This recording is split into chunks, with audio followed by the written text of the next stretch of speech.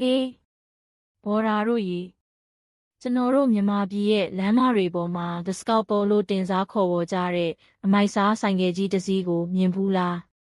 ဟုတ်ပါတယ်ကျွန်တော်ပြောနေတာကတော့လိမ္မော်ရောင်နဲ့ဖျားလို့တင်စားခေါ်ဝေါ်ကြတဲ့ခင်ရဲ့890ဒုကရအကြောင်းပါဒီနေ့တော့မြန်မာပြည်မှာဒီဘီစကိုဘလို့စည်းမလဲဘာတွေတည်ထားတင်လဲဆိုတာအသေးစိတ်ပြောပြပေးသွားမှာဖြစ်လို့ဗီဒီယိုကိုအဆုံးထိကြည့်သွားဖို့တိုက်တွန်းပါရစေ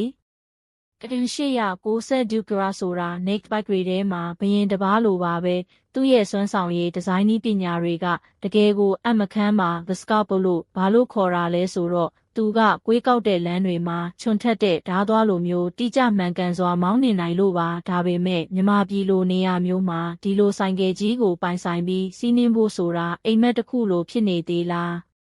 ဒီနေ့ဒီအိမ်မက်ကိုဘလို့အကောင့်ထဲဖော်မလဲဆိုတာလေ့လာကြရအောင်ပထမဆုံးသူ့ရဲ့နှလုံးသားအင်ဂျင်အကြောင်းပြောရအောင်89 Curve Shik Engine က120မြင်းကောင်ရည်အား up နဲ့69နူယုံအား torque ကိုထုတ်ပေးနိုင်ပါတယ်ဒီကိန်းဂဏန်းတွေကဘာကိုဆိုလို့လဲရိုးရိုးလေးပြောရရင်မျိုးရင်းရောခရီးဝေးပါလိုချင်တဲ့အချိန်ကိုအချိန်တိုအတွင်းရရှိနိုင်တဲ့လမ်းကွေးတွေမှာလည်းအင်အားပြည့်နဲ့ဆွဲတင်နိုင်တယ်ဆိုတာပါပဲစိတ်ကူးကြည့်ပါဦးရန်ကုန်မန္တလေးအမြန်လမ်းပေါ်မှာဒီအင်ဂျင်ရဲ့စွမ်းအားကိုအပြည့်အဝခံစားပြီးမောင်းနှင်လိုက်ရတဲ့အရာသာကိုပြီးတော့ဒီအင်ဂျင်ရဲ့အတန်ကလည်းတကယ်ကိုကြက်တီးထပ်စရာပါ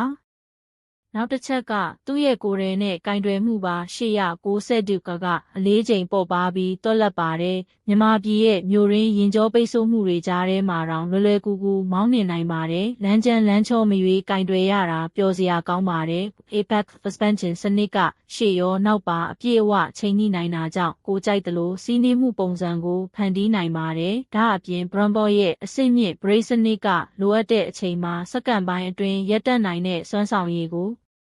ပေးပါတယ်ဒါမှလည်းမြန်မာပြည်လမ်းတွေပေါ်ကမမျှော်လင့်တဲ့အခြေအနေတွေမှာလုံခြုံစိတ်ချစွာမောင်းနှင်နိုင်မှာပါခင်မီနီးပညာတွေကလည်း890ဒုကရမှာအပြည့်အဝပါဝင်ပါတယ် cornering abs traction control quick shifter စနစ်တွေကတင့်ရဲ့မောင်းနှင်မှုကိုပိုမိုလုံခြုံစေသလိုပိုပြီးလဲပျော်စရာကောင်းစေပါတယ် ride mode တွေဖြစ်တဲ့ rain street sport နဲ့ track mode တွေကလမ်းအခြေအနေနဲ့ကိုက်ညီအောင်ရွေးချယ်နိုင်လို့တကယ်ကိုအသုံးဝင်ပါတယ်ဥပမာမိုးရင်းမှာ rain mode နဲ့လုံခြုံစွာမောင်းနှင်နိုင်သလိုလမ်းရှင်းတဲ့အခါ sport mode နဲ့စွမ်းအားအပြည့်ထုတ်သုံးနိုင်ပါတယ်ဒါဆိုမြန်မာပြည်မှာ890ဒုကရကိုဘလို့ပိုင်ဆိုင်နိုင်မလဲ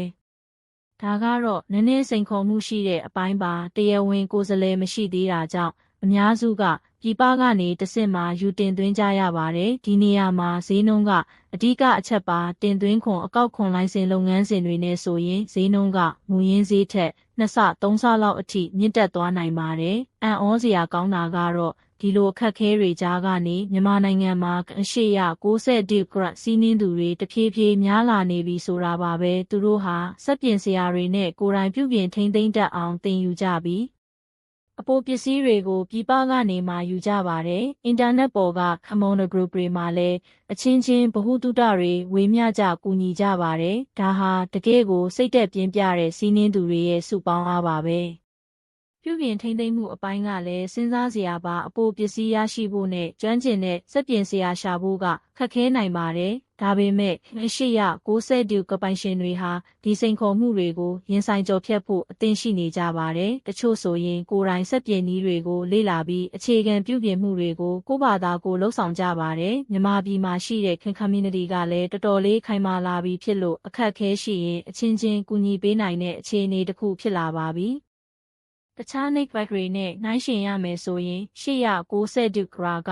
သူ့ရဲ့စွမ်းဆောင်ရည်နဲ့ကင်တွယ်မှုအပိုင်းမှာထိတ်ဆုံးကပါ900မတူည9လိုဆိုင်ကယ်တွေကလည်းကောင်းပါတယ်ဒါပေမဲ့890ဒုကရကတော့ခြေတလန်းသာတယ်လို့ပြောလို့ရပါတယ်လိုင်စင်နဲ့မှတ်ပုံတင်ကိစ္စတွေကတော့နိုင်ငံခြားကနေဝင်လာတဲ့ဆိုင်ကယ်တိုင်းအတွက်အရေးကြီးပါတယ်မှန်ကန်တဲ့လုပ်ငန်းစဉ်တွေနဲ့အခွန်အခတွေပေးဆောင်ပြီးတရားဝင်စီးနှင်းခွင့်ရရှိအောင်ဆောင်ရွက်ဖို့ကအရေးကြီးဆုံးပါပဲဟဲ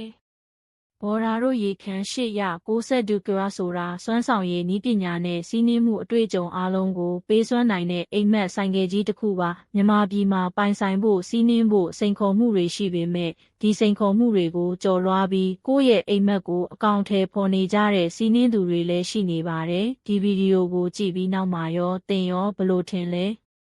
ကတ890 ကရကိုမြန်မာပြည်ရဲ့လမ်းမတွေပေါ်မှာမြင်တွေ့ရတာပိုများလာမယ်လို့ထင်သလားတင်းရဲ့အတွေးအမြင်တွေကိုကွန်မန့်မှာရေးပေးခဲ့ဖို့မမေ့နဲ့နော်နောက်ထပ်ဘဲဆိုင်ခဲ့အကြောင်းသိချင်လဲဆိုတာလဲပြောပြခဲ့ပါဦးဒီလိုဗီဒီယိုတွေအများကြီးထပ်တင်ပေးဦးမှာမို့ like subscribe လုပ်ဖို့လဲမမေ့ပါနဲ့နော်နောက်ဗီဒီယိုမှာပြန်ဆုံမယ်ပါ